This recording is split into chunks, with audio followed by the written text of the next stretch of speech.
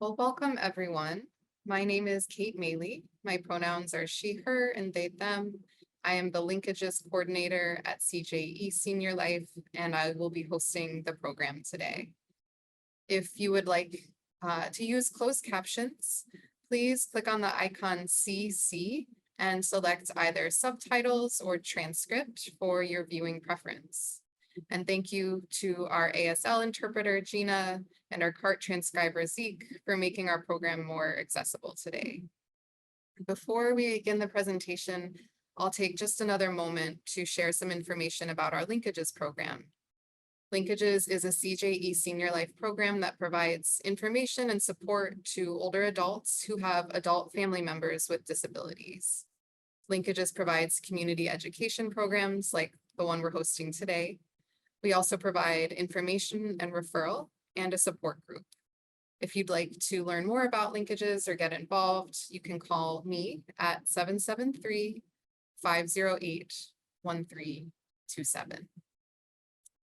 So with that, for today's program, I would love to introduce attorney Benji Rubin, our presenter for today. Benji Rubin is president of Rubin Law and has been a member of the law firm since 2010.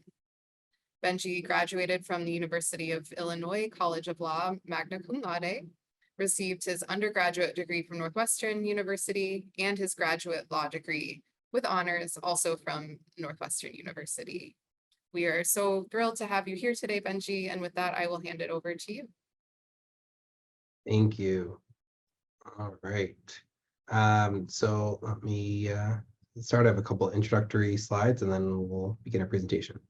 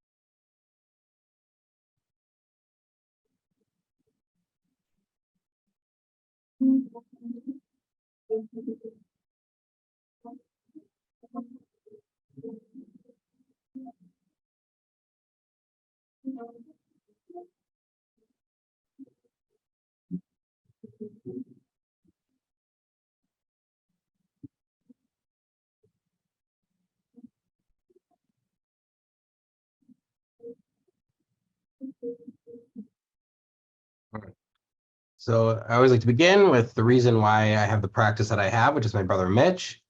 So as you can see there, he works at our office, usually about once a week, comes in, does some shredding. Got to be careful what he shreds. Mitch has severe autism, lives in a group home. He is now 43 years old. So he, gave us our mission of serving people with intellectual developmental disabilities, the families of people with intellectual developmental disabilities predominantly, also people with mental health diagnoses as well, but special needs in general. All right. Now, also, before I begin delving into powers of attorney and guardianship, I want to talk a little bit about being a sibling, okay? Because it's never talked about enough, the sibling perspective. And, as a brother or sister, you have a different perspective on life than maybe your peers do that don't have a sibling with disabilities, okay? But it's a different perspective than a parent who has a child with disabilities. As a younger sibling, I was born into this world of having, a family member with disabilities. So I don't even know what it's like to not have that. And so as a parent, you have life before you have that child with disabilities and life afterwards. As a sibling, there is no concept of before or after. It's just always been that way. And it affects a lot. It affects the friends you choose to make. It affects the prism through which you'll often evaluate potential people to be friends with or choose not to be friends with. And throughout life, throughout childhood, you may have all kinds of emotions. Maybe as a sibling, you may feel very protective of your sibling. but also resentful of all the attention that your parents are focus on your sibling. Maybe you feel guilty for feeling resentful. Maybe you feel embarrassed because they're having a tantrum in the middle of a public, situation. Maybe, you're on a vacation, or certainly my brother would have a meltdown or something, and people are still looking or staring. Trips to the grocery store, the same thing could happen. And so maybe there's embarrassment. And then maybe once again, maybe there's shame about being embarrassed, saying, "Hey, I shouldn't be embarrassed. They have they have disabilities. That's just the way they are. It's not something I should be feeling embarrassed about." And it's okay for them to feel all those feelings. And one of the big things we talk about is validation. That is so important for siblings to get validation, that their feelings and emotions that can be very complex and conflicting are very much valid and normal. And they should not feel alone or isolated or in any way feel that they don't have they don't have reinforcement of that validation. One of the biggest things though that siblings have is an understanding of future responsibilities. It's very likely that their brother or sister is going to outlive their parents, and at some point as a sibling, it's going to be up to them to be there as an advocate for them. Maybe as their guardian, maybe as their trustee. We're about to talk about powers of attorney versus guardianship. We don't really know what that role might look like. Maybe we do, but we don't know if they will take on that role. But it's very important that siblings are included in the planning process and the decisions about guardianship, powers of attorney, drafting a special needs trust, all these things, because they're the ones who are going to have to carry out that future plan, okay, at some point in all likelihood. And so it's really important that they're part of that plan. And it's not, oh, well, we're dealing, mom and dad are taking care of it. You don't have to worry about it. Well, no, they're going to have to worry about it. So let's talk about it. Siblings tell us all the time that there's that they're dating. I know personally, when you're dating someone, you're looking, seriously dating people, thinking about marriage, that's going to be something that you're going to bring up very quickly. That you have a sibling disabilities, that you're going to have a role in that sibling's life and what that role might look like. And by the way, whether the sibling lives semi-independently or in a group home, or they live with mom and dad, and we don't know what's going to happen when mom and dad can't have passed on or lost capacity, that's a very different thing for a sibling to be bringing with them when they go into dating, when they go into looking at taking a job that's not that's not in the same city or is a different state or even a different country. So it's really important that siblings have some concept. What does this future plan look like? Because they're going to be making decisions that are going to affect the rest of their life, and they are factoring in the fact they have a sibling disability. So please include siblings in the planning process. I'm the past president of SIBS, appointing Illinois Brothers and Sisters, Illinois chapter of a national organization called the Sibling Leadership Network. There is a resource for brothers and sisters that have a sibling with disabilities. So please connect if you're parents, professionals in the room, in the Zoom room, I should say, the virtual room here. Please connect the siblings the other kids you may have that are siblings to the organization. Siblingleadership.org is the national organization. That's on the bottom there. Sibsnetwork.org at the top here. That's the Illinois chapter that I was the president of previously. And we have bar nights, barbecues, holiday parties, all kinds of stuff, virtual stuff. There's an upcoming SIBS panel that's going to be that we're doing virtually. You can get more information about, email me, I can send it to you. There's also in terms of sibling things, that there's a Facebook group, there's social media stuff. People will post about their brother or sister, just, I'm getting married and I'm really worried about this or that about my wedding and the role my sibling has, and I feel guilty, or I don't, I want to do this, feel guilty about that. It's really nice to have a network of hundreds of brothers and sisters that get it, and they're not going to judge, they're going to validate, and provide just, hey, this is how I handled it. I don't know if this helps you, but this is what I did, or this is what made sense to me. And it's just really nice to have that connection, that network. There's a lot of parent support groups out there to help parents through all that. Not much out there for siblings, so we really try to be that for those siblings.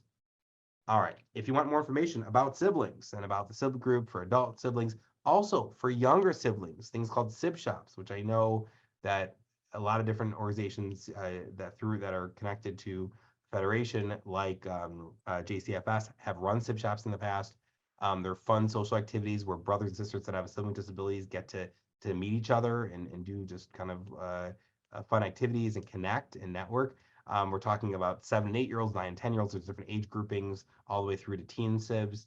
And it's just a nice way they can have a fun social activity with other siblings that get it, that are going through that similar life experience, because it can, as I mentioned before, be somewhat isolating for a sibling, especially if they're an only sibling, to face the world and everything without having other siblings that get it and are going through the same thing that they can connect with and have camaraderie with.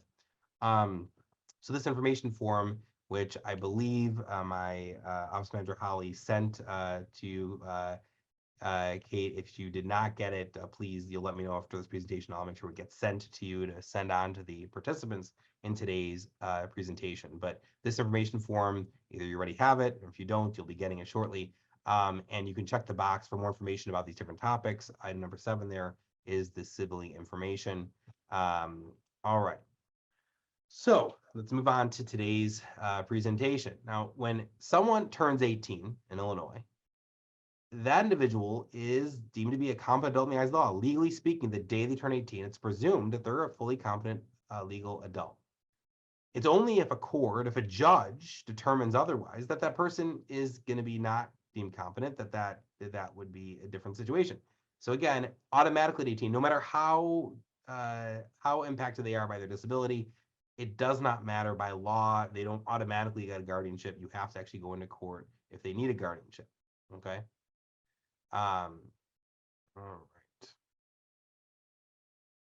So, and I do see that in the Q&A that's that someone posted that the JCFS is still doing SIB shops. That's wonderful. We if you go on to sibsnetwork.org, it actually there is a link to upcoming SIB shops, so you can look at it, and I'm sure JCFS's upcoming SIB shops are listed there.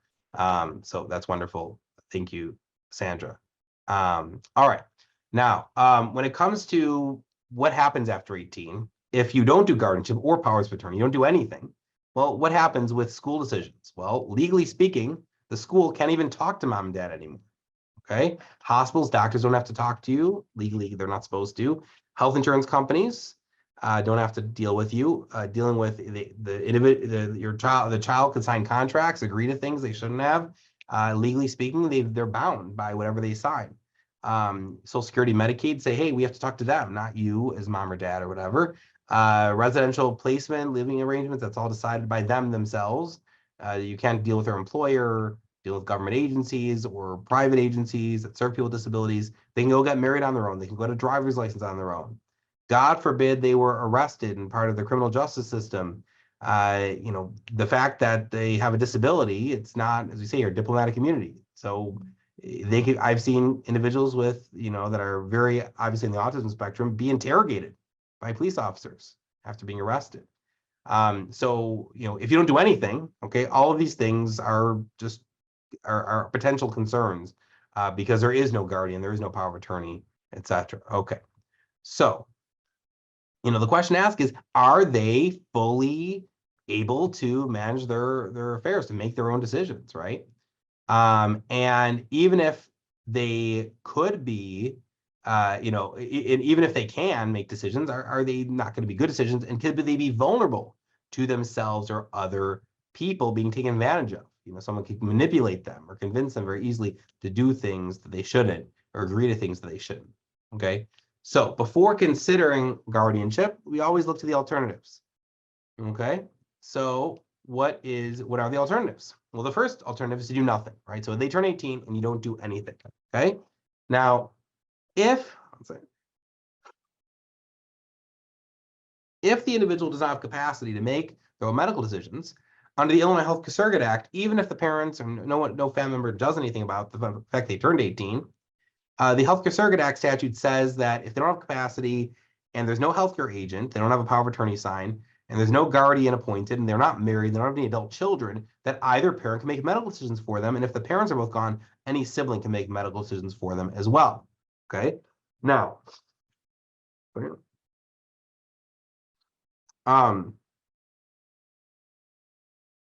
so you look through that and you say, okay, so it helps with, they could make, so the doctor or hospital can maybe talk to someone who clearly does not have decisional capacity but no one ever became their guardian. No one had an assigned power of attorney. So maybe the Healthcare Surrogate Act helps, but it was only for medical decisions. Okay. And it only works if the doctor or hospital agrees that they can't make their own medical decisions.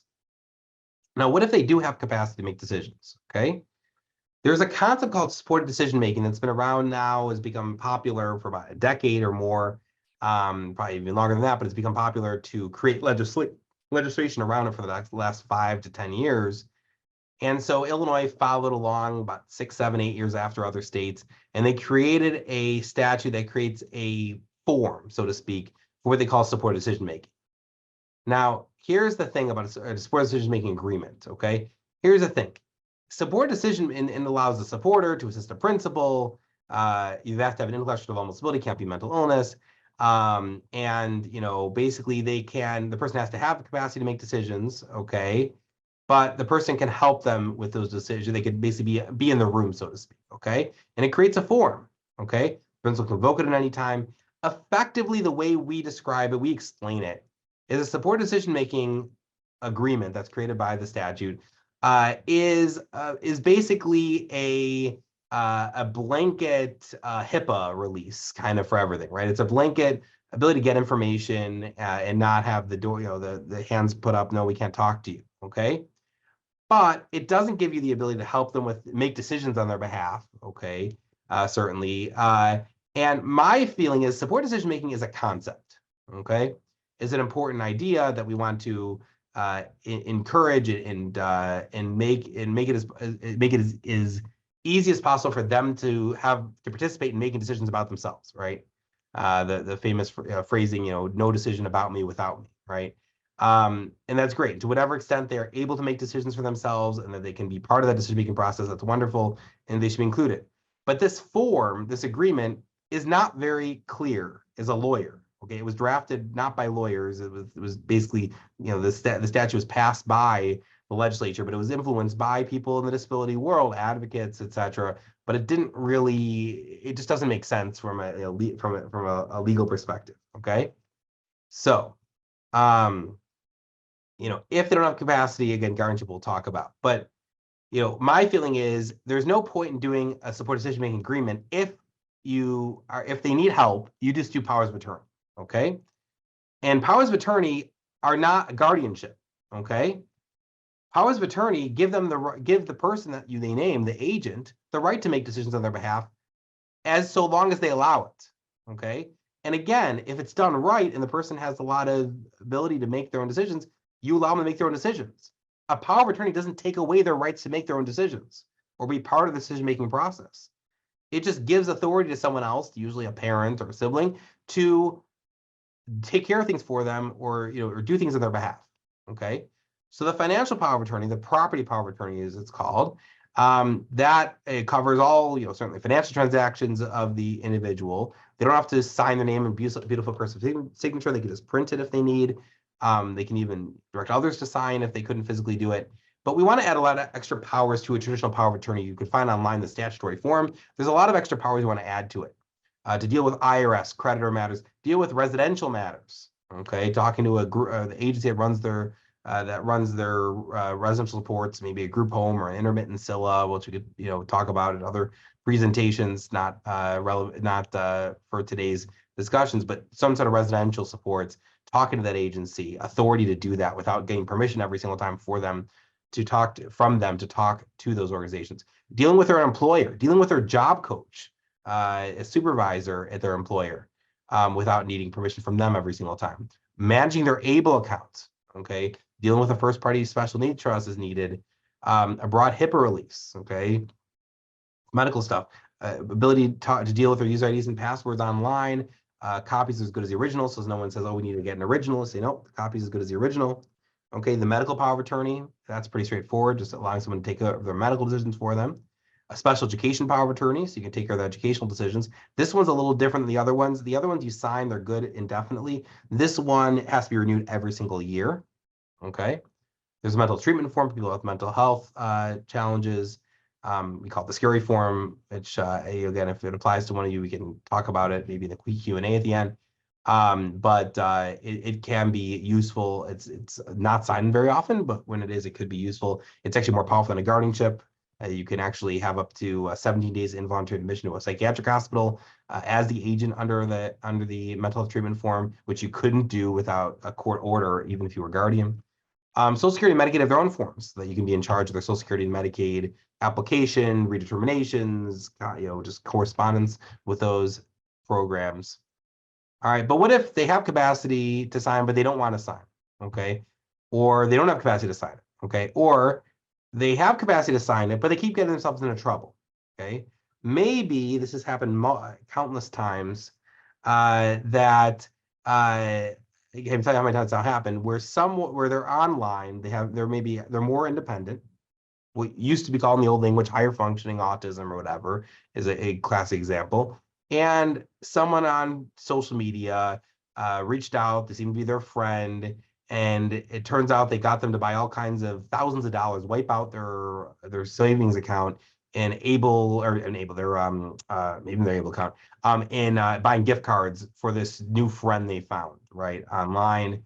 And we've seen this happen where they get this fraud. And someone basically gets them to steals their money. So maybe that's going on, okay? So they're able to transact stuff because they have a power of attorney, but they don't have guardian, okay? Or maybe they don't have a power of attorney. Maybe, again, this has happened in the criminal justice system.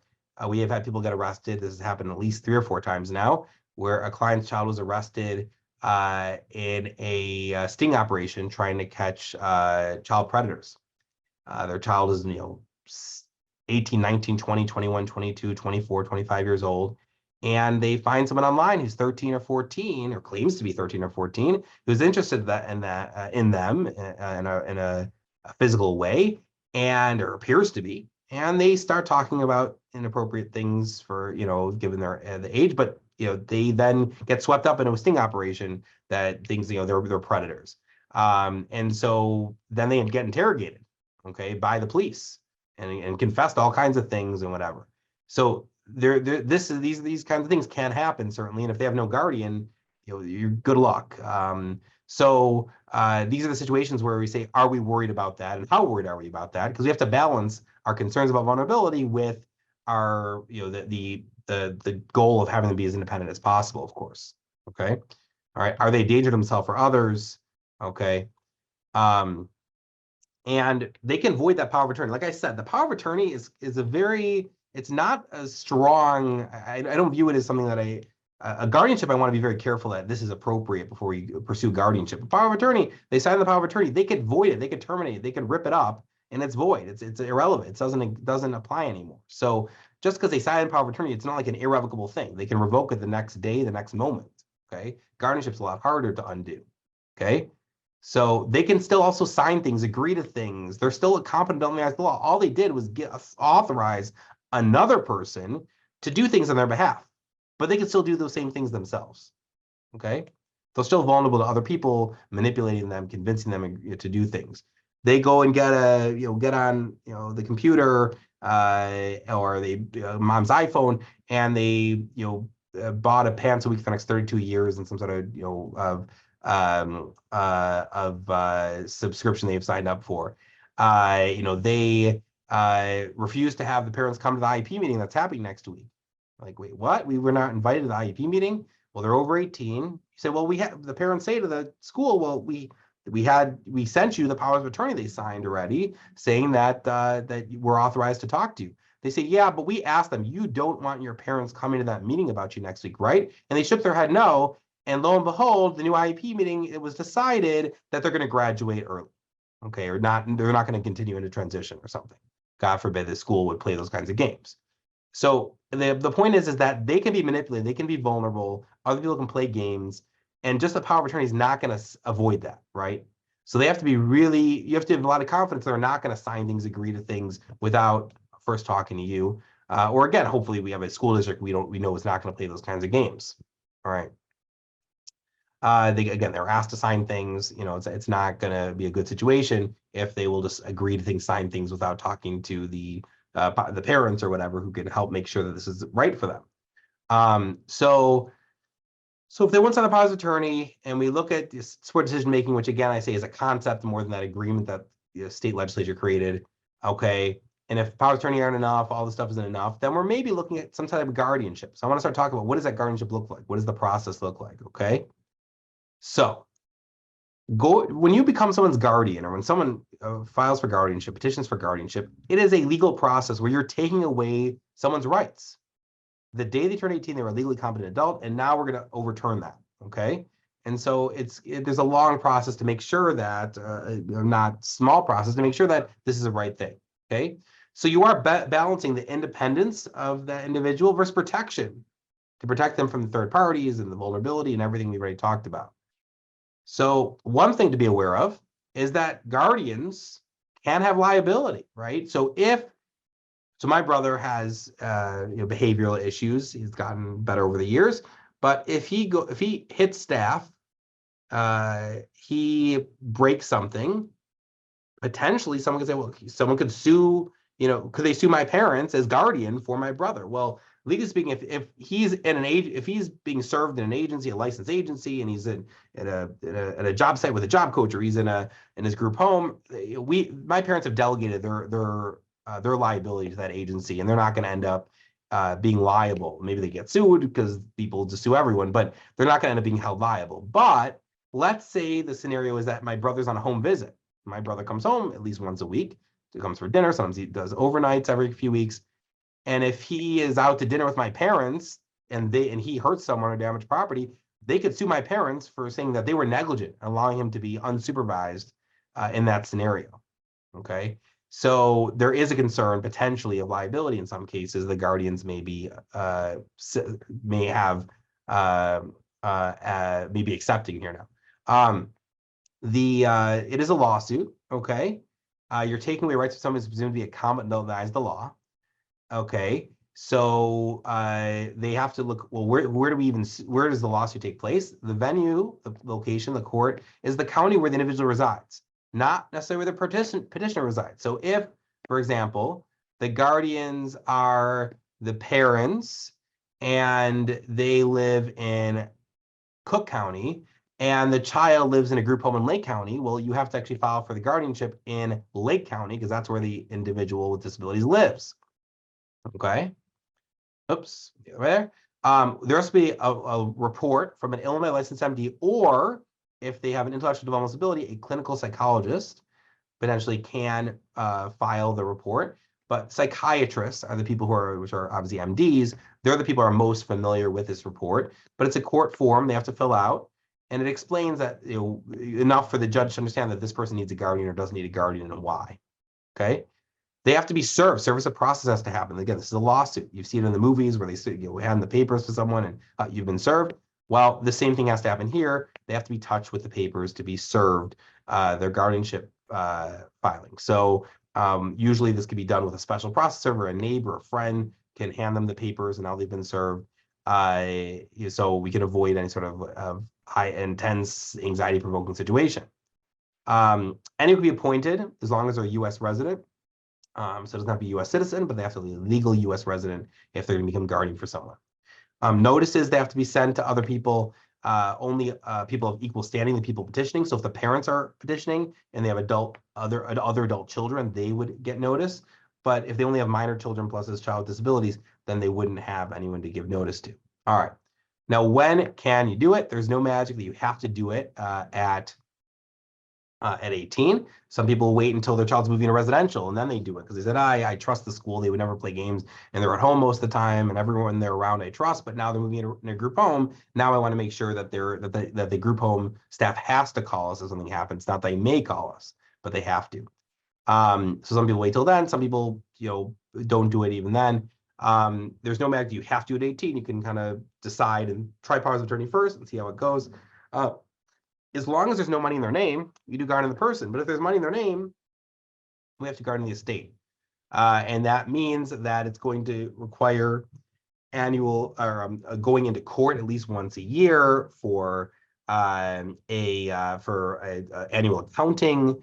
You're going to pay attorneys for at least $1,000, $2,000 or more every single year. You have these court dates, everything else. If it's guardian the person only, just their personal decisions, then there is no going to court, except for a handful of times throughout their life. It's just annual reports once a year, as you'll see. If they're moving to residential placement, then a guardian of the person would have to get that approved by the judge by law. If they need reproductive rights are being impacted, vasectomy, tying tubes, tube ligation, those are the situations where, again, we would need a court order. It's considered a very fundamental right of an individual. Otherwise, an annual report, once a year, you have to file an annual report online to the judge about what's going on with the individual. So if you have guardian of the person only, it's just an annual report once a year, short of these other situations. For guardian of the estate, every year you're going into court and paying attorneys thousands of dollars to deal with it. So hopefully there's no money in their name, so we don't have that situation. For government benefit purposes, they can't have money in their name anyways. All right. Now, again, and no more mailing in annual reports. Those of you who've been doing it for years, it's only online. If they move out of state, the individual disabilities moves out of state. So if you become snowbirds, or if the parents become snowbirds, or the parents move out of state, move to Arizona, you don't have to transfer the guardianship. The individual still lives in Illinois, guardianship still in Illinois. But if the individual disabilities moves with you, now we have a problem. Now we have to transfer the guardianship to the new state. If they're just moving counties, it's up to the judge if they make you move it. And again, as I talked about before, some parents and siblings, I talk about the liability concern. Well, the reason some parents and siblings will decline to become guardian is often because of liability. They're saying, well, someone can sue me because they have behavior issues, right? And they may hurt some damaged property. Okay, if that's what happens, then who would be guardian, right? The state public guardian's office could take over if there's no money in their name. If there's money in their name, the county public guardian's office. But once again, that would mean no government benefits probably, so we wouldn't do that. But there are nonprofit organizations and for-profit organizations that will act as guardian, could be paid for by a special needs trust, for example, to act as guardian in those scenarios. Day One Pact is a nonprofit organization that's been doing it for many years, for decades now. And there are others. Parents can be whole guardians. Sometimes in the form, if you try and do a guardianship on your own, it looks like only one parent can be guardian at a time. It's not true. Parents are usually, the default is the parents are usually going to end up being co-guardians. It's up to, the law is kind of unclear if one guardian can make decisions. Agencies, it's up to them if they make both parents sign something or not. I think I found that most agencies, if the parents are married to each other and they don't, they're not, constantly disagreeing, they'll just accept one signature. But if the parents are co-guardians and they're divorced, for example, they usually will ask for both signatures to make sure that there's not a disagreement. And again, it comes down to the agencies and the hospitals and doctors, whether they'll accept just one person who's a co-guardian or if they want both signatures, agreement of both co-guardians on things. All right. Now, in a situation, for example, with guardianship, with a divorce, it's really up to the judge. Do they think that these people can work together as co-guardians to make decisions, or if it's two siblings, they think they can work together to make decisions for the individual with disabilities. All right, this is an important thing to know, and every time I talk about this and present about this, there's always people who didn't know this. If you have a plenary guardianship, if the person has a full guardianship, they cannot have a driver's license. If they have a driver's license, it's invalid. If they go and apply for one later, it was fraudulent to even apply for it. If they get into an accident, the auto insurance company has an out. They don't have to even cover it. And they could even sue the parents as guardians for being negligent, allowing them to be on an invalid license driving around. So now not only is the auto insurance has to have to cover them, but then they can go back and sue the parents and have personal liability and try and take their personal assets for allowing them to drive on an invalid license. So don't do it. If there's a full or plenary guardianship, do not allow them to have a driver's license. Do not allow them to drive. Okay? If this was a mistake and you did a plenary guardianship on bad advice, and now we want them to be able to drive, you need to reduce it from a plenary to a limited guardianship. We've done that before for clients, but you cannot sit around with a plenary guardianship and let them drive. Okay?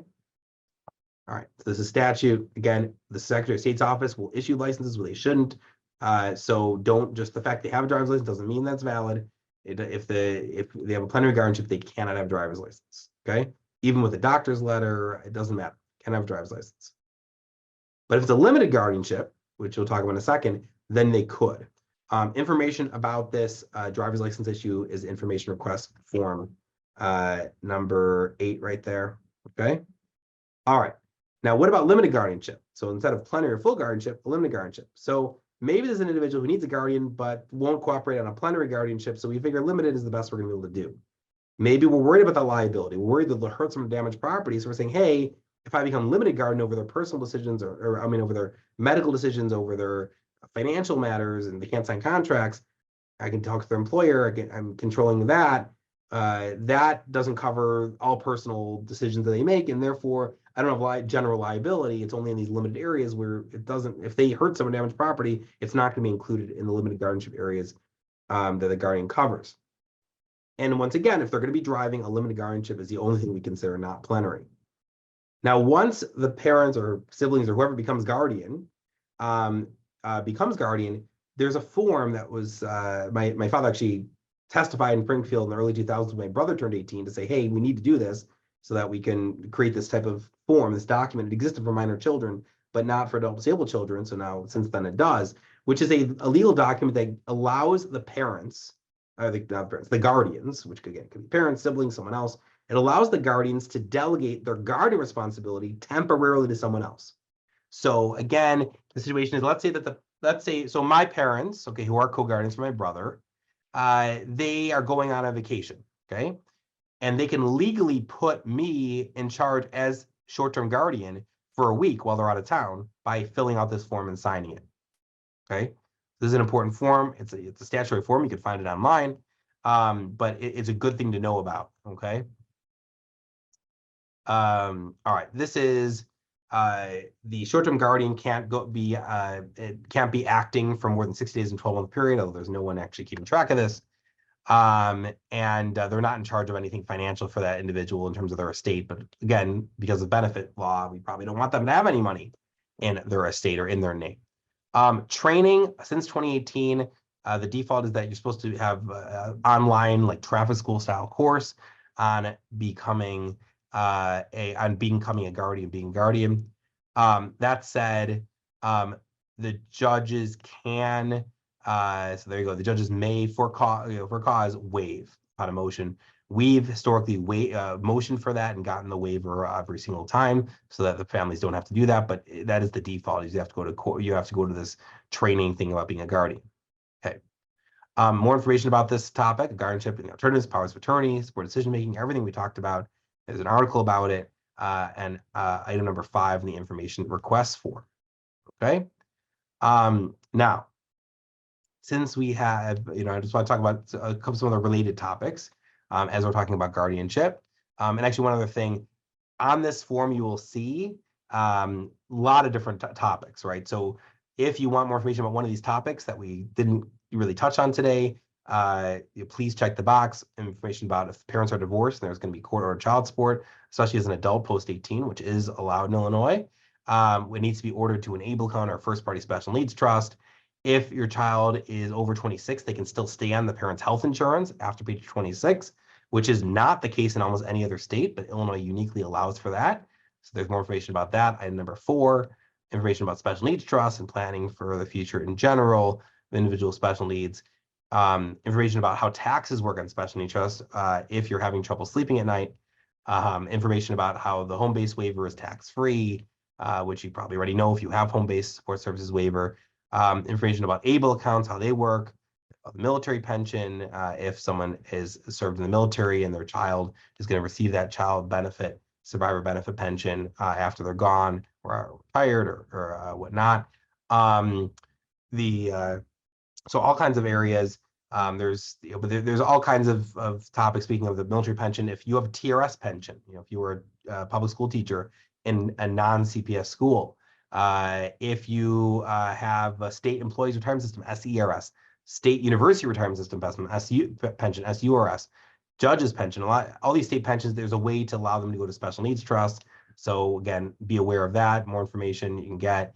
All right, now talking about writing a letter of intent, guidance to educate the future team, writing a book about this, your child, your person you're serving, and for the professionals in the room, your sibling, for the siblings who are in the Zoom room here. So writing a book about all this, right? People call it letters of intent. If I've heard that term, letters of intent, letters of guidance to educate the future team, to write a book about them. You want to include family information, history, medical information, history of diagnoses, hospitalizations, medications they've been on, never want to be on again, doctors they see currently, doctors they have saw in the past we never want to see again, medications they currently take, doctors they currently see, Other professionals, again, past and present. Thoughts about behaviors, do's and don'ts, certain buzzwords that might set them off if that's something that's relevant for them. If they're having a difficult time, what helps, what doesn't? Who to talk to at school, who not to talk to at school, thoughts about the future in transition years, thoughts about employment, okay? Thoughts about previous employment, future employment, what's worked, what hasn't, what's been a good fit, what hasn't, what's been successful, what has not. The activities you like to or don't like to do, future living situation or current living situation, what's that vision? Because so often, they're living with mom and dad and there's not really much thought of what's going to happen. Oh, they'll move in with their siblings. Well, that may not be a good idea. The vast majority of the time, that is not a successful situation. So I want to warn people, if that is a situation for your family member or individual you serve, that the plan is they're going to move into with a sibling. I would say that 5% of the time it works out. So definitely maybe really seriously think about that and make sure the siblings, you're constantly talking with the siblings about it. So that it's not, oh yeah, it's just going to happen. So, all right, so if they can't live with family, where are they going to live? Are they going to live in a group home? Do they not need that level of support? What does that look like? They need an intermittent still, or staffs there only a few hours a day. Do they need less than that? They just need a few hours a week of support. They can live independently other than that. When someone's passed on, how do they process it? If it really impacted them, when a grandparent passed, for example, write the stuff down of what helped or what didn't, because they're going to be reading this when mom and dad are gone, right? Mom and dad are supposed to be writing this. Last correspondence with government benefits, Social Security, Medicaid, Medicare, puns, home-based funding, whatever they have. Write this stuff down, put the contact information, put all the information there so they can pick up where you leave off, where they say the documents are, where's the will, where's the special needs trust, we have a local living trust, life insurance policies, special needs trust, powers of attorney, funeral desires.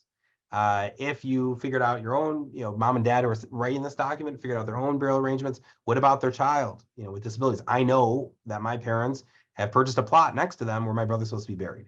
Okay. So, that's something that, I, that I'm aware of. Write this stuff down because people don't really talk about it. So that it's down somewhere they need it. And then the executive summary. How do you get the next 24 or 48 hours with them? What's the basic stuff you got to know? Here's this great big book about them, but what do I need to know right now? More information, page 36 of the book, page 40 of the book, but what do I need to know now? So item number 2 on the information request form is a fillable PDF form and some articles on letters of intent, about creating a letter of intent document for you to take a look at and potentially use as a starting point. So you can see it on the website. It's there, as well as you can request it in the information request form. Okay, and these are the articles my father wrote over the years. Okay, now I can go on and talk a little bit about, I like to just have some other topics in case we have extra time, on ABLE accounts and how they work. And as a guardian, you actually are legally in charge of their ABLE account, or as a power of attorney, you can be in charge of their ABLE account. But before I get there, I want to make sure we answer questions that we have. And then if we have time, I'll kind of talk briefly about ABLE accounts and as they relate to guardianship and powers of attorney. Let's go to the questions. All right, the first one is there a statement in the Illinois Surrogate Act, the Healthcare Surrogate Act, about removal of a surrogate?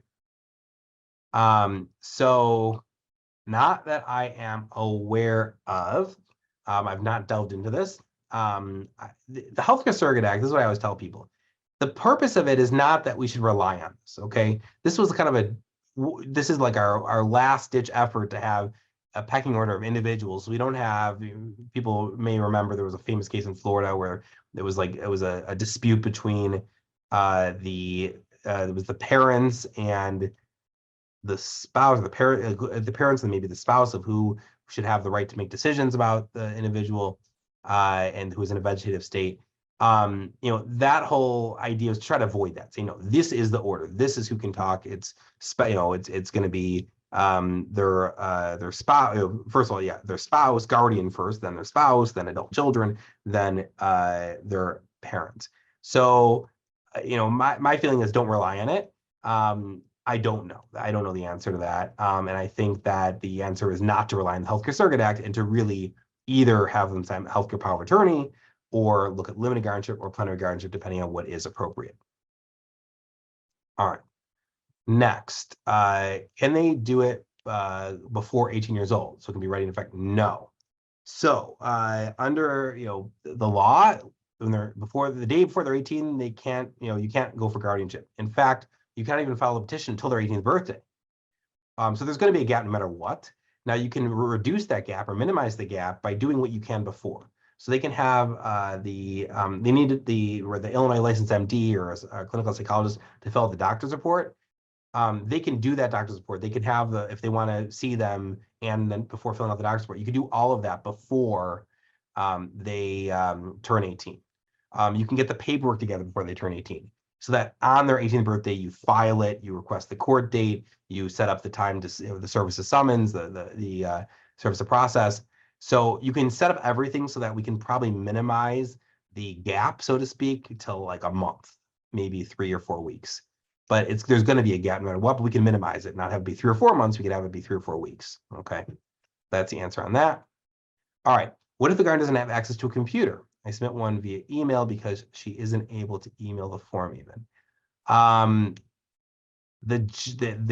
The state basically says we expect you to have the ability to access online.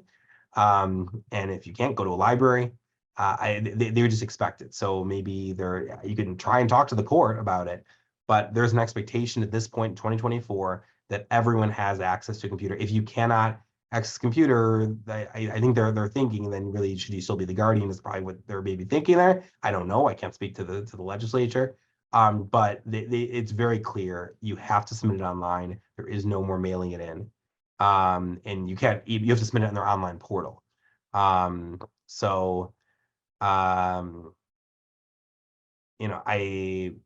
know what to tell that person, but it's an anonymous person who asked the question. But unfortunately, it has to be submitted online. You can try talking to the clerk in the county and see if they have any other ideas. But unfortunately, kind of stuck there. All right, is the power of attorney or guardianship something the guardian or parent can do on their own?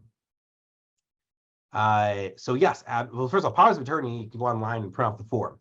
The issue is that the statutory form doesn't have the language that you'd want to have in there for it to be a really good power of attorney for a child with disabilities to be signing at 18. So really, it would not be best practice to just print it off online and sign it. The statutory power of attorney for healthcare and financial property, you'd probably want to have an attorney drafted that knows what they're doing, not just some other random attorney, but an attorney that does special needs planning specifically and is going to actually add powers to that power of attorney that would be applicable to them. Guardianship is another story. It's not that complicated. We've seen maybe 30% of our clients that that we do special needs trust for, et cetera, they do guardianship on their own. So 1 in 3-ish clients do guardianship on their own that choose to do guardianship. That makes sense for them. The clerk can be very nice in some counties and they can help you with it. It's really up to them is how helpful they can be. But yeah, you can represent yourself. It is not rocket science. It's time consuming to really kind of learn it and what you need to do, but it is not complicated. It's not like drafting a special needs trust or even drafting a good power of attorney. It can be done without an attorney involved as long as you have the time to do it and you get a good clerk who is going to help you with it. Okay, hopefully that answers that. Yeah, so yeah, it is a way to save on costs if they have time on their hands to do it. All right, can you adjust guardianship for a parent with dementia? So this is a totally different kind of situation. So if the parent has dementia, obviously people can apply for guardianship, petition for guardianship, just like they can for a minor child who's turned 18. It was a minor, but is now 18 and has disabilities. It's the same legal process, but practically a lot of other things come in. The judge is going to have a very different perspective when they're coming and looking at someone who was competent their whole life, but now maybe is losing that capacity versus someone who has never really had that capacity. Even prior to 18, then 18, they clearly still don't. So it's a kind of a different perspective from the judge, but absolutely you can become guardian of someone with dementia. I hope that answers the question. If not, you can follow it up. This is why I save time for this. All right, is there financial assistance to help file for guardianship? Again, you can do it on your own, and usually the clerk's office will be helpful to you. You can look to Equip for Equality. They may have someone who could help you there with, at least with the powers of attorney, maybe with the guardianship. Equip for Equality. It's a great organization for people with disabilities that has state grants that can help with stuff. Also, you can use your Social Security. So a lot of clients said, okay, well, once I get the SSI, I'll use that to either reimburse myself or pay for, an attorney to do the guardianship for me or something, or to do the special needs trust, because SSI could be used for their benefit, and clearly a guardianship or a special needs trust for them is for their benefit. All right. Okay, if a person has a first party and third party trust, should they also get an ABLE account? What's the advantage? So first party trust and third party trust have their own purposes, right? First party trust is for the individual's own money. Maybe they had a lawsuit settlement, a medical malpractice, personal injury settlement, and the money went in there. Maybe they had an inheritance that was left wrongly directly to them, not to a third party special need trust. The third party special need trust is for gifts and inheritances. Really, anyone who has significant disabilities will be on benefit should have a third party trust for family members, mom, dad, grandma, grandpa, aunts, uncles to leave money to it. All right. The ABLE account is a tool. Okay. It's not an either or, it's a kind of an addition, and it doesn't always make sense to do it. So an ABLE account is a tool if the individual is working, let's say, or has Social Security that they're not spending every month, and they're having trouble staying under the threshold for SSI of $2,000, for Medicaid of $17,500, then an ABLE account could be a great spillover account to transfer, a savings account, a spillover account to transfer excess money into to keep them under the $2,000 or $17,500 asset test. It also is a way to get around an SSI rule about housing expenses paid by a third party. ABLE accounts can get around that. Which is again kind of a little bit of a nuanced, complicated thing, but it is a tool that's available for that.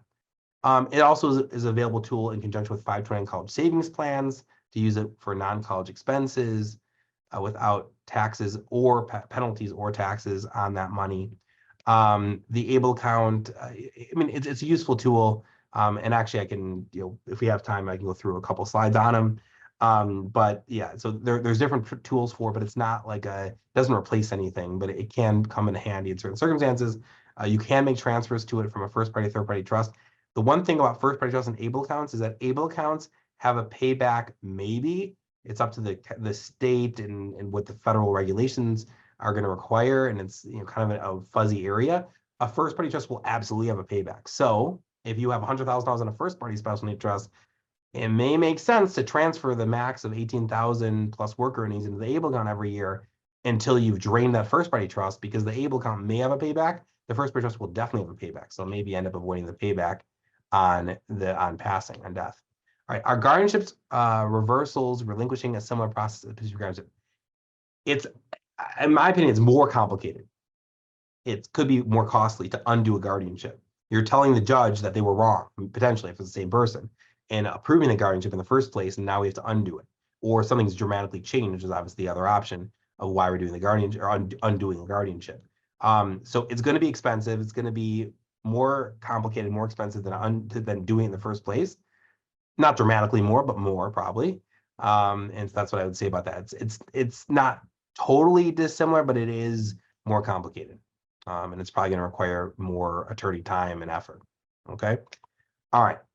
Anyone else has a question, please type it in. In the last few minutes, I'll just talk a little bit about ABLE accounts, since I know at least one question has some curiosity about that. Okay. All right. So the question is about how it works with the withdrawals and ABLE accounts.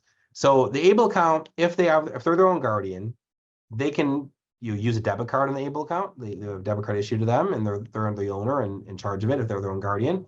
And they could use a debit card on it. They can do online banking with it and write checks. They could now let's say that the individual has a power of attorney. Someone's a power of attorney for them. They, as a power of attorney, as agent, can do all that for them. They also, if they have a guardian, the guardian could be in charge of the ABLE account and take care of bills, use the debit card on the account, or write checks or have it online banking, whatever. That's how, so they're not going to withdraw cash, put in their name, because that's a problem for benefits, but absolutely the trust through debit card or online banking and bill pay could be used to pay for their expenses for sure. All right. So this is talking about ABLE accounts for the first party and third party trust, kind of answering that question in more full detail. So $2,000 asset test for SSI, $17,500 asset test for Medicaid. This is a new thing, so this might be different. So the last time you heard this, May 2023, They changed the law, or the regulations, I should say, on Medicaid. So it's no longer a $2,000 asset test. It's a $17,500 asset test.